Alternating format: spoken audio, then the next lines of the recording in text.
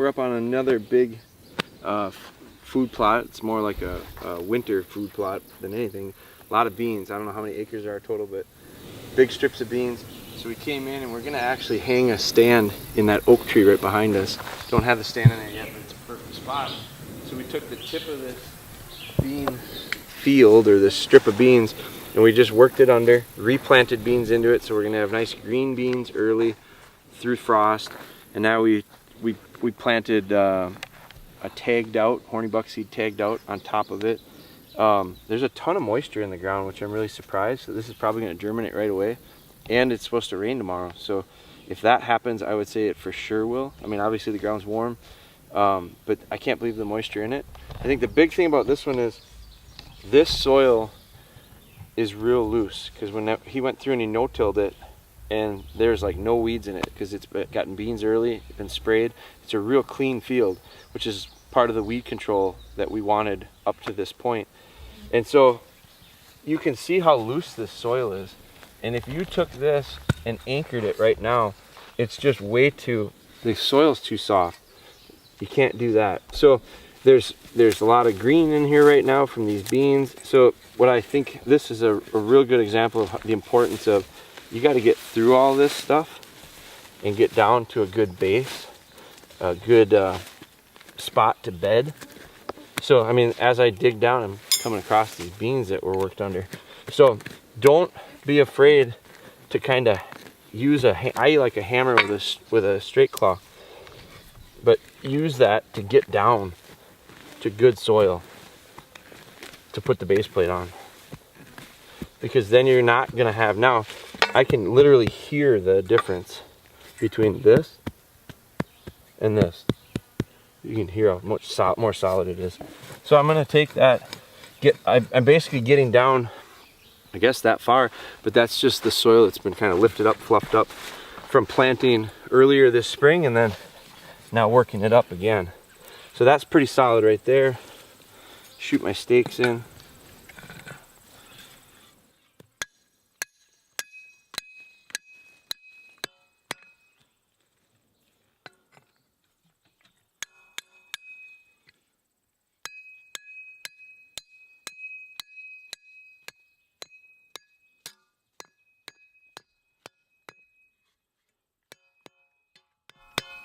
Snug that down.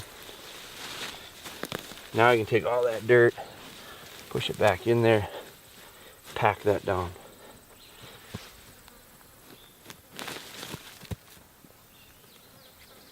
Nice and solid. So now let's go find us a tree.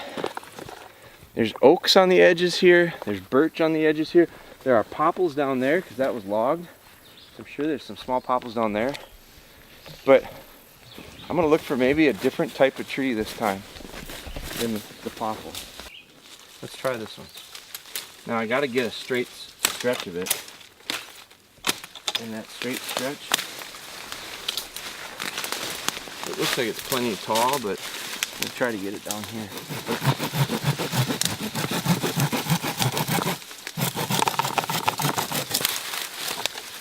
Take that out and see what it looks like. We're not sure exactly what kind of tree this is. We're gonna take a picture of it and figure it out. But those are old rubs. So whatever this, I'm interested in what species it is for a variety of reasons. The deer clearly have interacted with it in the past. Large tooth aspen, I think. Large tooth aspen. Aspen. You can tell it's an aspen. You can tell it's an aspen because of the way it is. So I'm guessing it's popple of some sort. Large toothed aspen. Well, we're gonna see. I know the deer like rubbing on aspen. There's no doubt about it. It's a softwood. I've always had a lot of luck with softwood. Popple. So I think they do like it. So I'm gonna get rid of this thing down here. It does sit, I mean, it's real tall, so it's top heavy. It's kind of funny down here at the base, so I'm gonna spin it a little bit and see if it balances out any better. It's clearly heavy to one side. So what I can do is How tall is it? Pretty tall. So if I took it, yeah, maybe I take it there. So sometimes the key is finding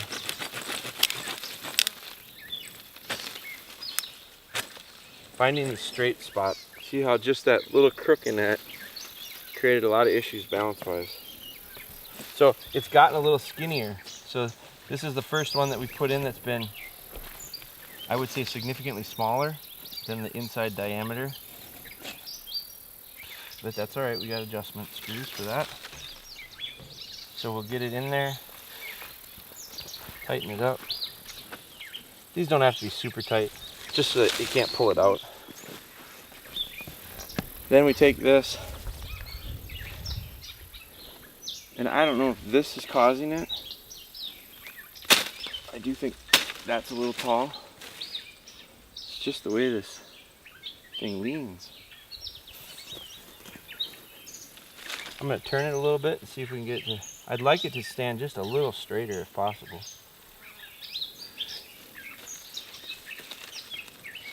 You have that little knob on. Is that hitting you?